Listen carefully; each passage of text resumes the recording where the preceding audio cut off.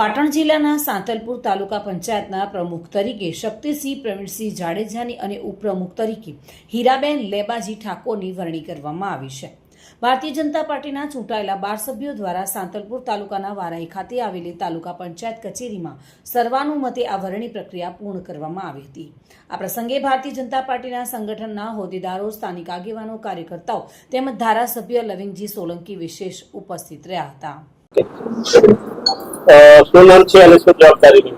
મારું નામ શક્તિસિંહ પ્રવીણસિંહ જાડેજા, સાંતલપુર સીટના સદસ્ય છું અને આજે ભારતીય જનતા પાર્ટી દ્વારા પ્રદેશ નેતૃત્વ, જિલ્લાના નેતૃત્વ અને તમામ સદસ્યો દ્વારા મને પ્રમુખ તરીકેની જવાબદારી આપી છે।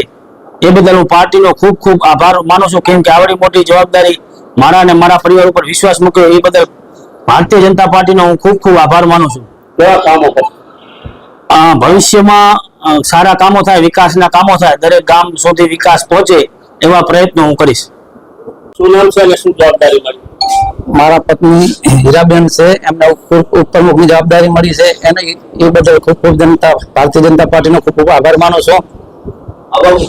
કેવા કામો વિકાસના કામો કરશું, જે થાય અમે જરૂર પબ્લિકનો સાથ સહકાર આપશું।